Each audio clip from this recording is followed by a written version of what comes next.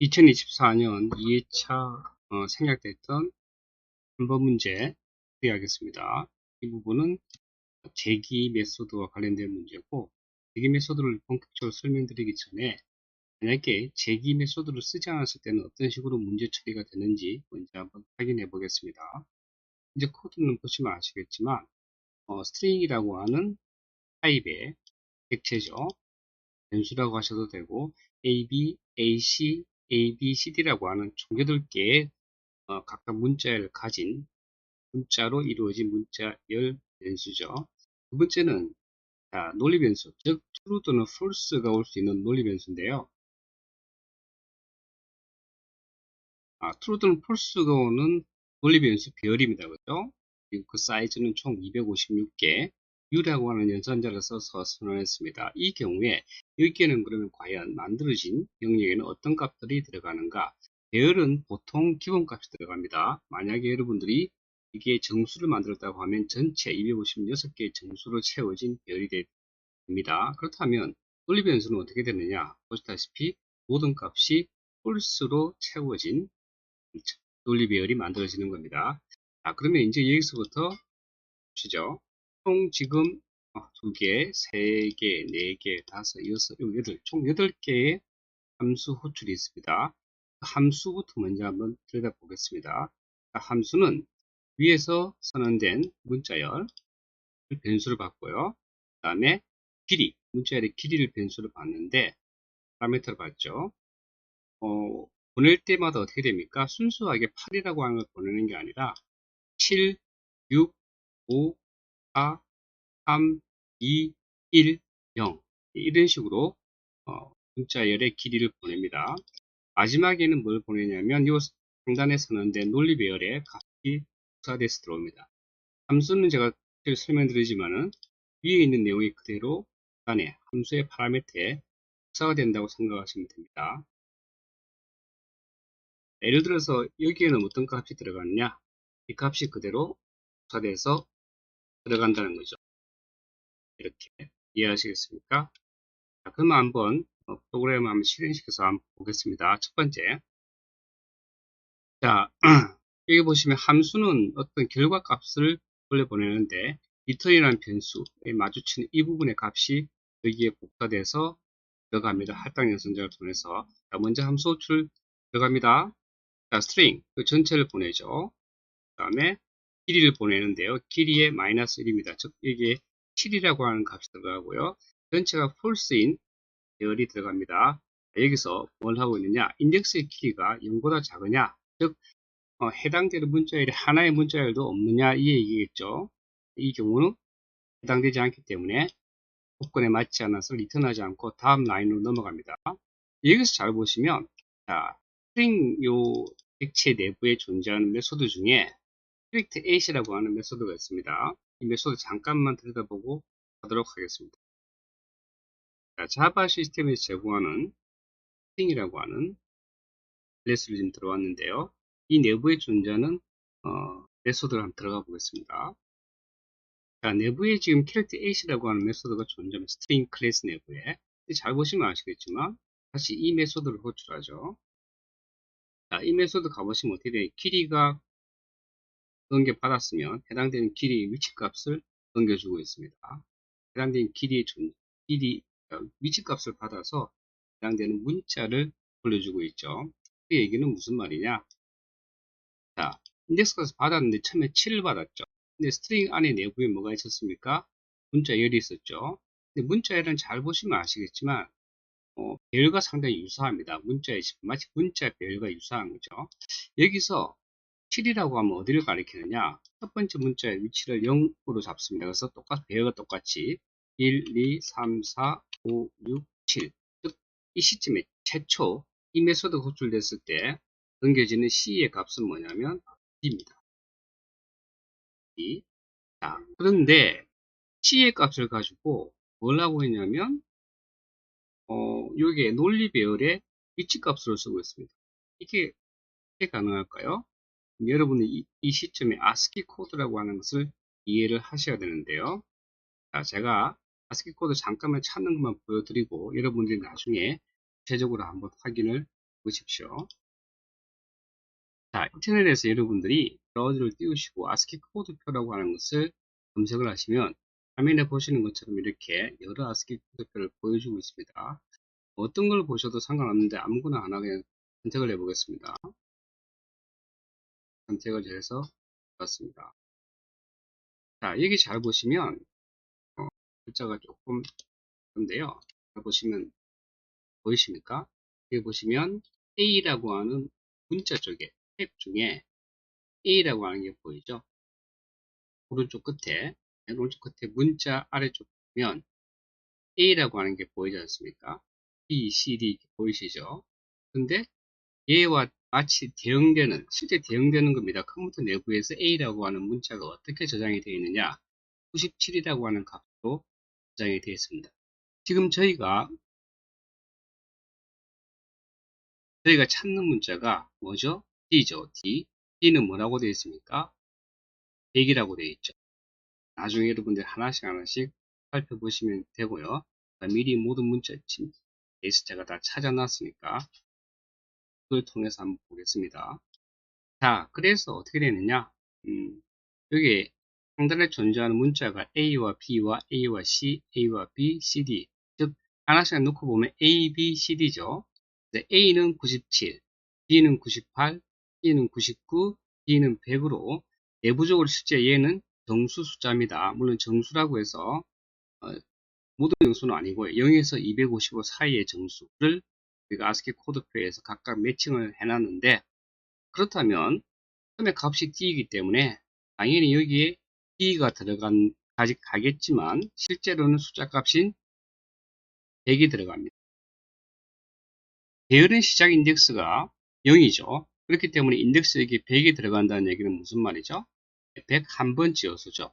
그런데 최초의 불린이라고 하는 것이 생성이 될 때 모든 값이 뭘로 채워지게 되어 있죠? false가 들어갑니다. 그래서 이 식에서 결과값은 뭡니까? false. 즉, 인 100번째이기 때문에 101번째 요소가 뭐죠? 그냥 false입니다. 그래서 false이기 때문에 false인데 지금 반전연산자, 부정연산자가 같이 쓰이고 있죠. 그러면 원래 내부의 값은 false인데 어떻게 되는 거죠? 내가 true로 바뀌 이게 반전연산자의 목적이니까. 그렇다면 이 조건이 전체적으로 참이 되죠. 그래서 이 블록 안으로 들어갑니다. 그래서 그 위치, 현재 false가 있는 위치의 값을 true로 바꾸겠다 이거죠.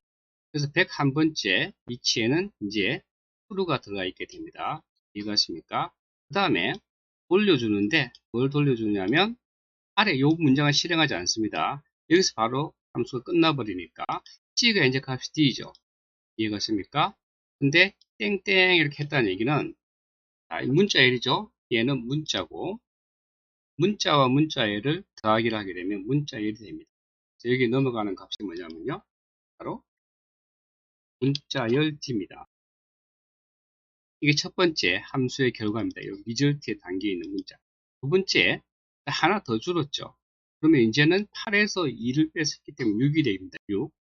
자, 여기 6이 넘어가고요. 여기는 똑같이 이 변수 그대로 문자에 넘어가고 불린 또 그대로 넘어갑니다. 자, 그런데 이제 이미 여기에 내부에 있는 101번째, 즉 인덱스 100번째에 있는 값은 true입니다. 오늘 기억하고 계시고요. 자, 인덱스가 이제 6이기 때문에 이 조건에 만족하지 않기 때문에 무시가 되고 다음으로 넘어가죠. 여기에 6이 들어갔습니다. 그럼 어떻게 됩니까? 0, 1, 2, 3, 4, 5, 6. 즉 C라고 하는 값이 이번에 들어갔습니다. C. 자, C는 뭐죠? 숫자 값으로는 99입니다. 즉 여기서 99가 들어가는데요. 99가 현재 당연히 false입니다. 그럼 어떻게 되죠? 부정연산자 어떤 반전연산자를 통해서 true로 바뀌고요. 이 조건이 참이 되죠. 다시 들어갑니다. 이번에 똑같이 99번째 즉 100번째 위치 인덱스는 99 100번째 위치의 값이 현재 false인데 true로 바뀌고요. 이 해당되는 값이 다시 돌려집니다. 문자열. 그래서 여기서 얘가 받는 것은 result 1은 어떻게 되냐면 문자열 C입니다. 근데 다음에 무슨 연산을 하고 있느냐 보십시오. 이게 지금 복합 연산자죠. 무슨 얘기입니까? 리절트에다가 리절트 1의 값을 더해서 그 결과를 리절트에 담아두라는 겁니다. 그러면 리절트가 지금 값이 어떻게 바뀌었을까요? D가 S였는데 D를 받아서 D를 D에 더하기 때문에 어떻게 됩니까? DC가 되죠. 그래서 DC가 됩니다. 이제는 리절트 값이. 자, 다시 다음 넘어가는데요. 잘 보시면 아시겠지만 어떻게 지금 진행되고 있죠? 이게 7, 6, 5, 4, 3, 2, 1 이렇게 진행되는 거 보이시나요? 다음 걸 한번 보죠. 이거 무시하고. 자, 이번에는 D가 넘어가겠죠. D는 어떻게 되냐면 98입니다. 인덱스가. 여기는 그 불린 배열의 99번째 배열이 뭐냐라고 묻는 거죠. 당연히 폴스겠죠. 그럼 다시 툴을 바뀌어서 3이 돼서 안에 들어가서 어떻게 됩니까?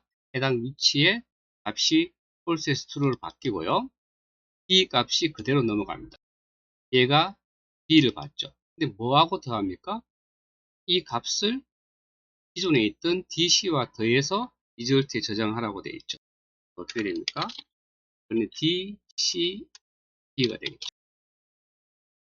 자, 여기 한번 가볼까요? 이제는 7, 6, 5까지 했는데 3 가볼까요? 4. 4를 한번 가보겠습니다. 5 했나요? BBC. 여기까지 했네요. 4를 해야 되겠네요. 그럼 8에서 4를 빼면 4죠. 그러면 0, 1, 2, 3, 4. A죠, A. A의 값은 어떻게 97입니다. 97이기 때문에 98번째 요소가 뭡니까? 앞에 있는 이란 인덱스에 접근한 적이 없죠. 그렇기 때문에 여전히 false입니다. 그래서 얘가 true가 되고 해당되는 false 값이 true로 바뀌고 A 값이 return 됩니다. 그래서 어떻게 됩니까? DBCA DCBA. 그 다음에 5죠. 8에서 올빼 3이죠. 0, 1, 2, 3입니다. C네요. 자, C라고 하는 요 위치 값을 여기서 저장하는데 잘 보십시오. C는 뭡니까? 인덱스가 99인데 99의 현재 값이 true입니까? false입니까? 앞에 이미 왔고 접근했고 true로 채워져 있죠. 그렇기 때문에 이게 true고 반전에 대해서 false가 됩니다. 그러면 요 루프가 참여 안 돼서 여기로 넘어오죠. 그러면 아무런 문자열도 없이 빈 문자열로 넘어갑니다. null 문자. 자, null 문자와 DBCA를 더하면 어떻게 되죠? 예, DBCA입니다. 변동이 없습니다. 다음 거 한번 볼까요? 이번에는 요거죠. 2, 0, 1, 2. A네요. A는 이전에 사용한 적이 있나요? 없나요? 있죠. A도 빈 문자열로 넘어갑니다. B는요. 마찬가지로 빈 문자로 넘어갑니다. 이미 앞에 접근했기 때문에 A는요. 다시 빈 문자로 넘어가서 최종적으로 리절트에 담기는 값은 DCBA가 됩니다. 이해 가십니까? 자, 그런데 이런 식의 프로그래밍의 문제가 뭐죠? 문제는 일단은 문제는 이해를 하겠습니다. 문자를 하나씩 하나씩 읽어와서 그 중에 기존에 이미 읽었던 문자인지 읽지 않았던 문자인지를 확인해서 읽지 않았던 문자면 문자를 리턴해서 계속 합산해 주는 거죠.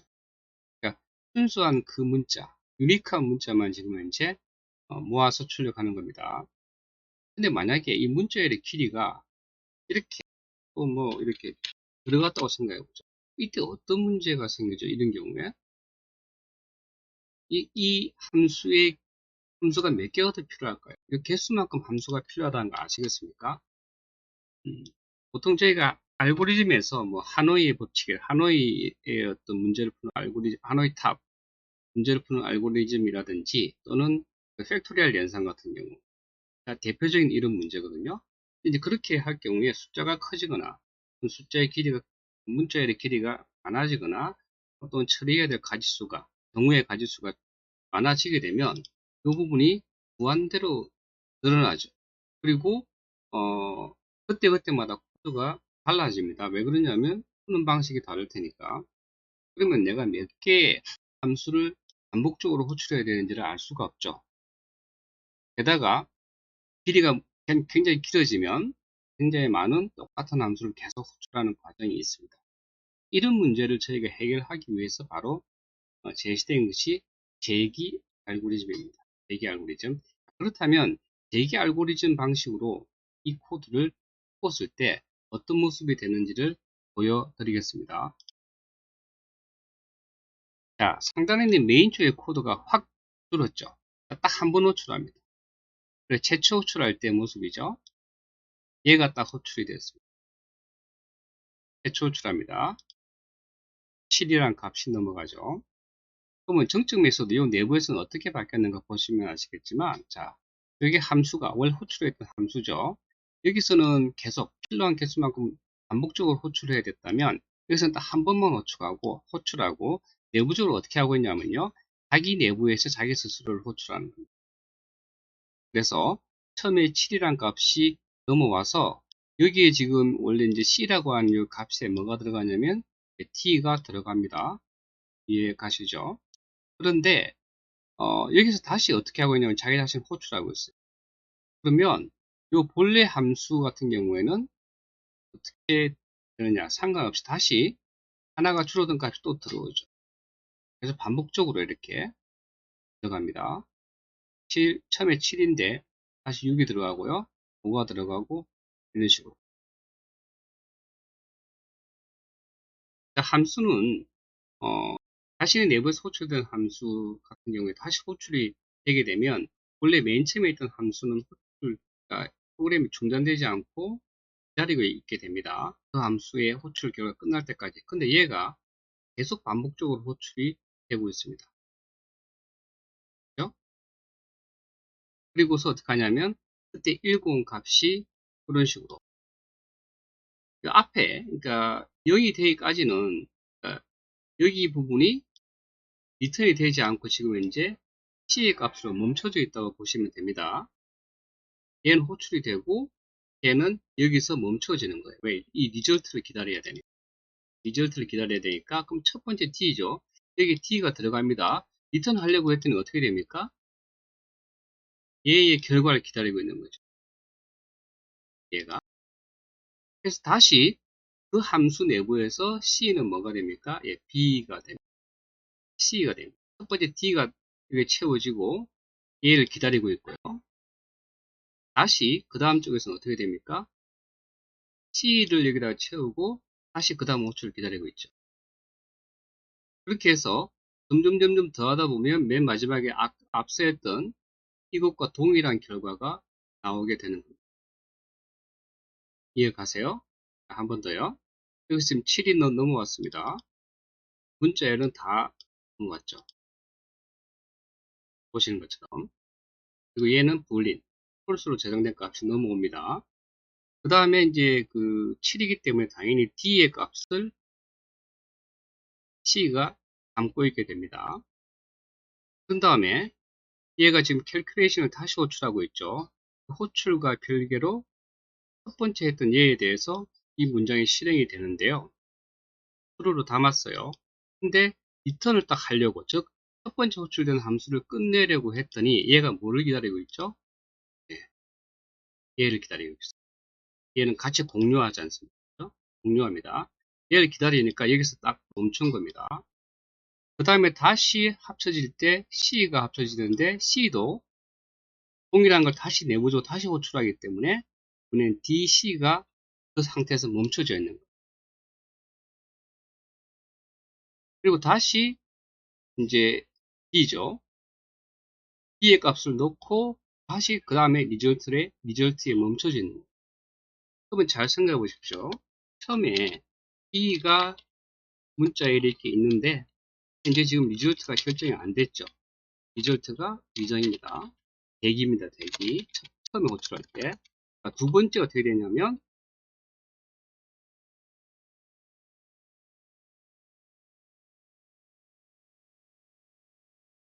조금 해서 연결됐습니다. 두 번째 얘를 C를 가져오죠. 그래서 다시 얘가 어떻게 되냐면 C를 가져오고 리절트 대기입니다. 중요한 거는 이 값은 채워진다는 거예요. true, false는.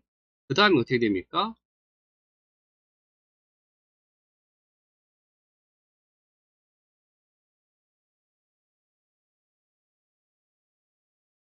그 다음에 어떻게 되냐면 D를 가지고 와서 다시 리절트에서 대기하고 있습니다. 그 다음에요. A를 가지고 와서 리절트 대기하고 있습니다. 자, 그런데 그 다음에는 쭉 반복되는데 끝나도 뭡니까? 중복되니까 바로 리턴 해버리죠. 널로. 그 이후에는 그렇게 되면 어떻게 되느냐? 기존에 이 리턴되는 값에 리절트 남아있는 값들 이런 값들입니다. 이런 값들이 어떻게 됩니까?